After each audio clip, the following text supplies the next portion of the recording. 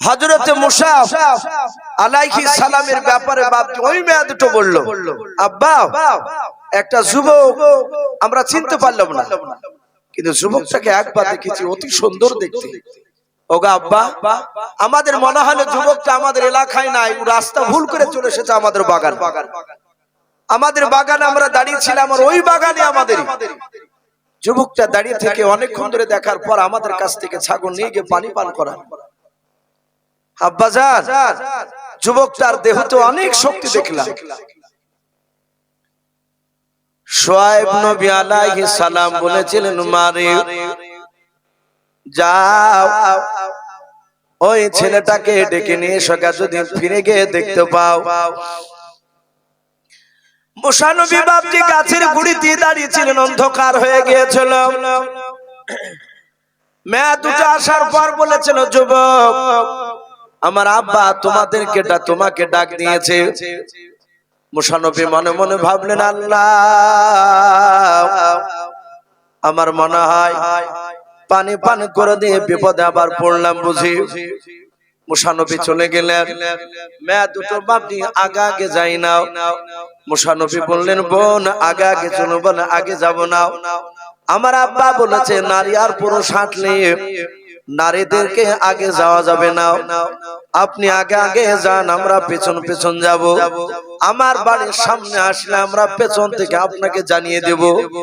মুসা নবী আগে আগে হাঁটতে লাগলেন, মেয়ে দুটো বাপজি পেছন পেছন হাঁটতে লাগলো। হযরত শুআয়ব নবীর বাড়ির কাছে গিয়ে বলেছিল, যুবক ডান দিকের বাড়িটা আমাদের বাড়ি, আর সামনে যাওয়া যাবে না। মুসা নবী বাড়িতে চলে গেলেন, দেখলেন বাবা শুআয়ব নবী আলাইহিস সালাম সিংহাসনে বাপজি চেয়ারে বসেছিলেন। ওই মাদান শহরের বিখ্যাত নবী রাসূল তিনি মুসা নবী পয়গম্বর আলাইহিস সালাম, তিনি নবী তা মুসা নবীও জানেন না। শুআয়ব নবীর কাছে গিয়ে বাপজি দাঁড়ালেন। মুসা নবীকে শুআয়ব নবী ডাক দিয়ে বলেন, বাবা তোমার নাম কি? মুসা নবী বলেন, আমার নাম হযরত মুসা। শুআয়ব নবী বলেন, মুসা তোমার নাম? বলে হ্যাঁ। তুমি কোন মুসা? তুমি তোমার বংশের নাম বলো। মুসা নবী বললেন, আমি বানি ইসরাইলের মুসা, বানি ইসরাইল বংশের মুসা। যাহাতে বানি ইসরাইল বংশের মুসা বললেন, শুআয়ব নবী আর বসে থাকতে পারলেন না। উনি দাঁড়িয়ে গিয়ে বলেন, বাবা আমার চেয়ারে তুমি বসে যাও। বলুন সুবহানাল্লাহ। মুসা নবী বলেন, হুজুর আপনার চেয়ারে কেন বসবো? শুআয়ব নবী বুঝতে পেরেছেন ইনি বানি ইসরাইলের বংশের যদি মুসা হয়, বড় হওয়ার পর আমার চেয়ে বড় নবী হবে। বলুন সুবহানাল্লাহ। কারণ বাবা এক নবী আর এক নবী খবর দিতে পারে। আপনারা সকলে জানেন আপনার আমার নবী জনাবে মুহাম্মদ রাসূলুল্লাহ সাল্লাল্লাহু তাআলা আলাইহি ওয়াসাল্লাম তায়েফ নগর থেকে বাপজি মার খেয়ে তায়েফ নগর থেকে যখন বাড়ি ফিরছিলেন, আল্লাহর নবী খাজুর গাছের গুড়িতে রক্তাক্ত শরীর নিয়ে নবী আমার কাঁদছিলেন, আল্লাহ তোমার তায়েফ নগরের বাসিন্দারা আমাকে চিনতে পারলো না। আল্লাহ রাসূল হুজুর নইন বাপজি কান্না করেছিলেন। নবীজির গোটা শরীর দিয়ে বাপজি রক্ত বইছিল। কাফেররা এমন ভাবে তারা নবীকে মেরেছিল, নবীজির পায়ে জুতোতে বাপজি রক্ত গড়ে গড়ে গিয়া যতটা বাপজি টাইট হয়ে গিয়েছিল, রক্তে তো জমাট বেঁধে আল্লাহর নবীজি বাপজি কাঁদছিলেন। আর নবীজির খাজুর বাগানের পেছনে বাবা একটা যুবক ছেলে, তার নাম বাপজি আকাশ বলে নাও। যুবকটা আঙ্গুরের বাগানে বাপজি কাজ করেছিল। আল্লাহর নবীর কান্না দেখে যুবকটা নবীকে চিনে না। যুবক বলেছিল, আহারে এমন ভাবে মানুষ মানুষকে মারতে পারে? এই লোকটা কেমন ভাবে মেরেছে, গোটা শরীর দিয়ে রক্ত বেরোছে। নবীর পা ফেটে দিয়েছিল, নবীর হাত ফেটে দিয়েছিল, নবীর মাথা ফেটে দিয়েছিল, নবীর পিঠ ফেটে দিয়েছিল।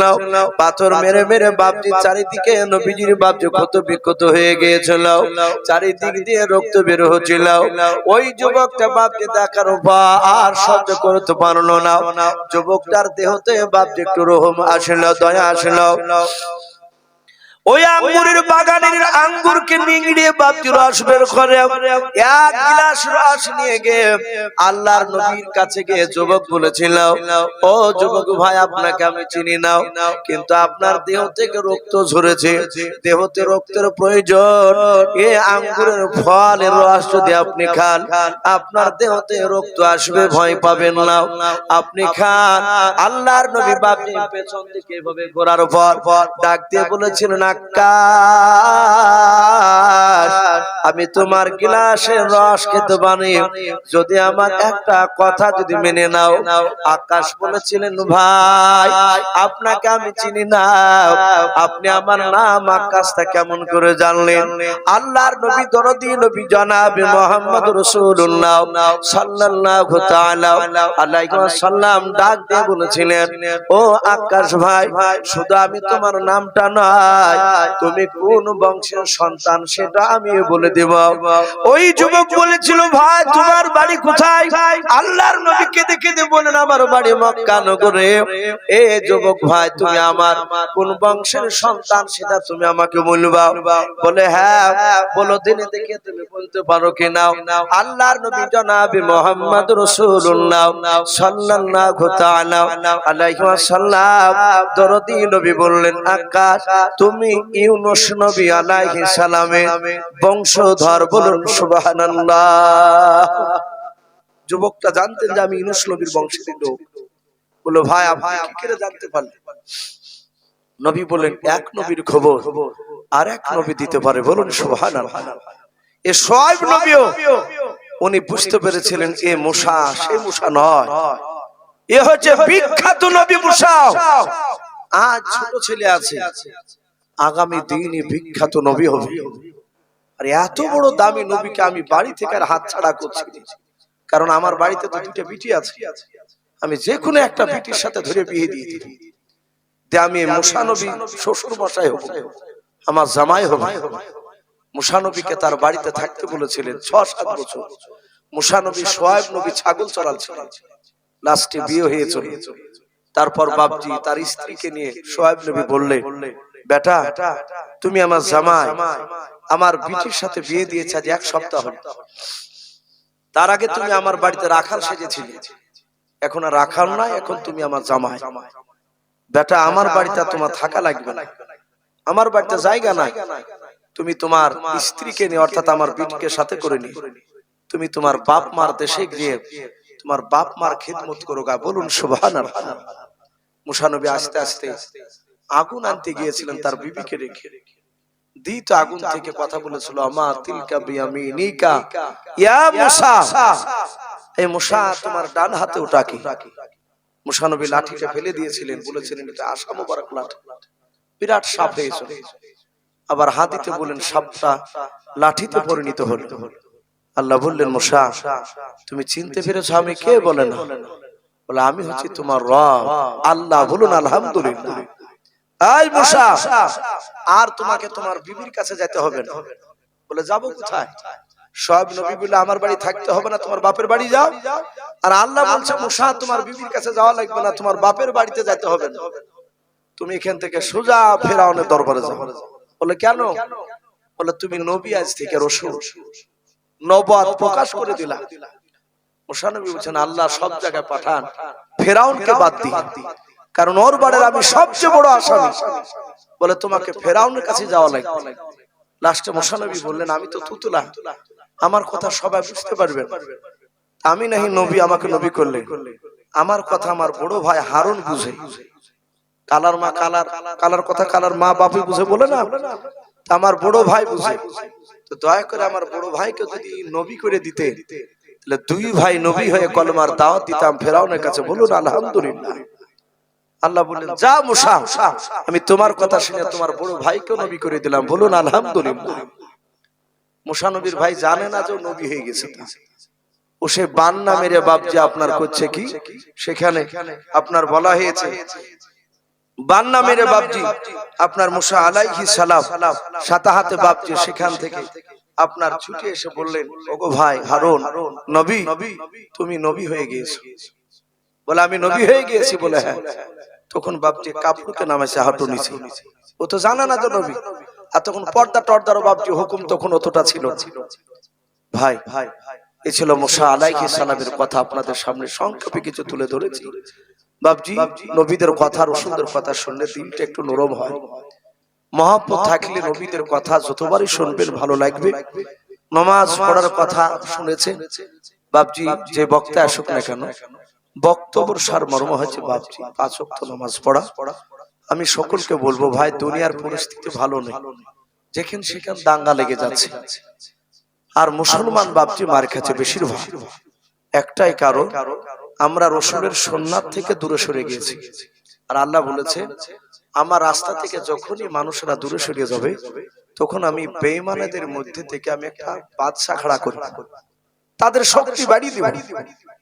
আজ বেরিয়ে যাচ্ছে বাপজি, তাই বাস্তবে মিলে যাচ্ছে। আমরা হয়তো আল্লাহর আইন থেকে বাপজি আমরা অনেক দূরে সরে গিয়েছি। তাই সকলকে বলবো বাপজি, আমরা আল্লাহ রাব্বুল আলামিনের আইন অনুযায়ী চলবো, বলুন ইনশাআল্লাহ। ভাই সকলকে বলবো 5 ওয়াক্ত নামাজ পড়বেন। মা বোনেরা আপনারা নামাজ পড়বেন, পর্দার সহিত চলাফেরা করবেন। এখন তো বেশিরভাগ মা বোনেরা বাপজি রাস্তা ধারে দাঁড়িয়ে থাকছে, বাড়িতে খুব কমই বসে থাকছে। রাস্তা ধারে থাকলে মাথা গায়ে হাতে ভালো করে কাপড় দেয় না। আমি মা বোনদেরকে বলবো, মা বোন প্রয়োজন হলে বাইরে দাঁড়াতে হবে যদি প্রয়োজন হয়, কিন্তু দাঁড়ালে নারীর মতন দাঁড়ানো দরকার। গায়ে হাতে ভালো করে কাপড় দিয়ে দাঁড়ালে অসুবিধা নেই, যদি পর্দার সহিত দাঁড়ান। মা বোনদেরকে অনুরোধ করবো আপনারা সেভাবে দাঁড়াবে, যেন কোনো পর পুরুষ যাদের সাথে বিয়ে করা জায়েজ আছে তারা যেন আপনার চুল মাথা পেট ফিট যেন দেখতে না পায়। আল্লাহ আমাদের সকলকে হেফাজত করুন, বলুন আল্লাহুম্মা আমিন, আল্লাহুম্মা আমিন। ভাই আমরা সকলে একবার দুরূদ ইব্রাহিমকে পড়ি না, আল্লাহুম্মা সাল্লি আলা মুহাম্মাদি ওয়া আলা আলি মুহাম্মাদ কামা সাল্লাইতা আলা ইব্রাহিম ওয়া আলা আলি ইব্রাহিম ইন্নাকা হামিদুম মাজিদ। আল্লাহুম্মা বারিক আলা মুহাম্মাদি ওয়া আলা আলি মুহাম্মাদ কামা বারাকতা আলা ইব্রাহিম ওয়া আলা আলি ইব্রাহিম ইন্নাকা হামিদুম মাজিদ। সাল্লাল্লাহু তাআলা আলাইহি ওয়াসাল্লাম। ভাই আমরা একবার তওবা করে নিই, আস্তাগফিরুল্লাহ রাব্বি মিন কুল্লি যামবি ওয়া আতুবু ইলাইহি লা হাওলা ওয়া লা কুওয়াতা ইল্লা বিল্লাহি আলিয়্যিল আযীম। ভাই রাত্রি 2টো বেজে গেল, আর হাফেজ সাহেব বললে 2টোতে দোয়া করে দেন, 2 ঘন্টা বাপজি আমারও হয়ে গেল। তো যে অবস্থায় আছে বাপজি ভাইরা, পর্দার আড়ালে মা বোনেরা, আমরা সকলে হাত তুলি, আল্লাহুম্মা আমিন। আলহামদুলিল্লাহি রাব্বিল আলামিন ওয়া আকিবাতু লিল মুত্তাকিন ওয়াসসালাতু ওয়াসসালামু আলা রাসূলিল আমিন ওয়াসসালাতু ওয়াসসালামু আলা সাইয়্যিদিল মুরসালিন। ربنا ظلمنا أنفسنا وإن لم تغفر لنا وترحمنا لنكونن من الخاسرين। আয় আল্লাহ, রাত্রি 2টো বাজতে চলো, শেষের দিকে রাত্রি মওলা ওগো রব্বুল আলামিন, গভীর রাত্রিতে তোমার দরবারে হাত উঠিয়েছে তোমার বান্দা বান্দীদেরকে নিয়ে। আয় আল্লাহ মেহেরবান করে আমাদের সকল হাতগুলো ঈমানদার হিসাবে তুমি কবুল করে নাও। আয় আল্লাহ আমরা সকলে গুনাহগার, খাকসার নাদান তোমার বান্দা। দিনের আলো রাত্রির অন্ধকার মওলা, সগীরা কাবীরা জানা অজানা ছোট বড় জাহিরি বাতিনি যাবতীয় গুনাহ করে ফেলেছি। আয় আল্লাহ তুমি আমাদের সকলের জীবনের যাবতীয় গুনাহগুলো তুমি মাফ করে দাও। আয় আল্লাহ আজকে পবিত্র জালসার মাহফিল তুমি কবুল করে নাও। আয় রাব্বুল আলামিন জালসার সভাপতিগণকে তুমি কবুল করে নাও। জালসার বক্তা শ্রোতা সকলকে তুমি মাওলা আমাদের ঈমানদার হিসাবে তুমি কবুল করে নাও রব্বুল আলামিন। বাপজি ভাইরা মা বোনেরা আমিন আমিন করেছে রে মাওলা। আয় আল্লাহ আমাদের কার আব্বা নাই, মা নাই, দাদা নাই, দাদি নাই, চাচা নাই, চাচি নাই, নানা নাই, নানি নাই। আয় আল্লাহ তুমি আমাদের সকলের আত্মীয় স্বজনের কবরের আযাবগুলো তুমি মাফ করে দাও। আয় আল্লাহ, আয় আল্লাহ, গ্রামে জালসা দিয়েছে, অনেক টাকা খরচ করে মাওলা, তুমি তাদের জালসা তুমি কবুল করে নাও। আয় আল্লাহ, এই গ্রাম থেকে যত তোমার মায়াত কবরবাসী হয়ে গিয়েছে, সকল মায়াতের কবরে আযাবগুলো তুমি মাফ করে দাও। জালসার বদৌলতে মাওলা সকল মায়াতের কবরে আযাব মাফ করে দিয়ে কবরগুলো জান্নাতুল ফেরদাউস তুমি বানিয়ে দাও। আয় আল্লাহ, দেখো তোমার বান্দা বান্দিরা আমিন আমিন করেছে মাওলা, তারাই গ্রামের বাহির থেকে অনেকে এসেছে মাওলা, তুমি তাদের আত্মীয় স্বজন কবরে আযাবগুলো তুমি মাফ করে দাও। আয় আল্লাহ, মাওলাই করিম, তুমি এই দোয়াটুকু নবীর ওসিলা করে বলি কবুল করে নাও। মাওলা রে, সারা বিশ্বের মুসলমানকে তুমি হেফাজত করো, সারা বিশ্বের মাদ্রাসা মসজিদকে তুমি হেফাজত করো। আয় আল্লাহ, আমাদের সকলকে আসমানি বালা জমিনি বালা থেকে তুমি হেফাজত করো। আয় আল্লাহ, গ্রামে তুমি রহমত বর্ষণ করো, আসমানি বালা জমিনি বালা থেকে গ্রামকে হেফাজত করো। গ্রামের বাইরে থেকে যারা আসিছে মাওলা, তুমিও তাদের গ্রামকে যাবতীয় বিপদ থেকে তুমি হেফাজত করো। আয় আল্লাহ, তুমি আমাদের সকলের বাড়িতে রুজি রাজকের বরকত দাও, ক্ষেত খামারে তুমি বরকত দাও। আয় আল্লাহ, বাপজি ভাইদের ঈমানটা হযরতে আবু বকর সিদ্দিক রাদিয়াল্লাহু তাআলা আনহুর মতো ঈমান বানিয়ে দাও। আয় আল্লাহ, আমার মা বোনেরা পর্দার আড়াল থেকে আমিন আমিন করেছে রে মাওলা, তুমি আমার সকল মা বোনের ঈমানটা হযরত মা ফাতেমা জোহরা রাদিয়াল্লাহু তাআলা আনহার মতো ঈমান তুমি বানিয়ে দাও। আয় আল্লাহ, এই দোয়াটুকু নবীর ওসিলা করে বলি কবুল করে নাও। আয় আল্লাহ, আখিরি দোয়া করে আমার বন্ধু হাফেজ আশরাফ সাহেব মাওলাই গ্রামের মসজিদের ইমাম, আয় আল্লাহ, হাফেজ আশরাফ সাহেবকে মসজিদের যোগ্য ইমাম হিসাবে তুমি কবুল করে নাও। আয় আল্লাহ, বারবার করে উনি ব্যক্তিগত দোয়া চেয়েছে মাওলা, আয় আল্লাহ, তুমি তার মনের বাসনা তুমি পূর্ণ করে দাও, তাকে যাবতীয় বিপদ থেকে হেফাজত করো। আয় আল্লাহ, তার বাড়িতে তুমি রোজা রাজকের বরকত দাও। আয় আল্লাহ, তার সাথে আমাদের সকলকে যাবতীয় বিপদ থেকে হেফাজত করো, আমাদের সকলের বাড়িতে রোজা রাজকের বরকত দাও। এই দোয়াটুকু নবীর ওসিলা করে বলি কবুল করে নাও। যত নবীর রাসূল ওলি আলো পাঠিয়েছো সকলে আরো শান্ত পৌঁছিয়ে দাও। সুবহান রাব্বিকা রাব্বিল ইজ্জাতি আম্মা ইয়াসিফুন ওয়া সালামুন আলাল মুরসালিন ওয়ালহামদুলিল্লাহি রাব্বিল আলামিন। আসসালামু আলাইকুম ওয়া রাহমাতুল্লাহি ওয়া বারাকাতুহু। যে সমস্ত কমিটি ভাইরা এখানে আছেন, আপনাদের সকলকে বলছি আপনারা একটু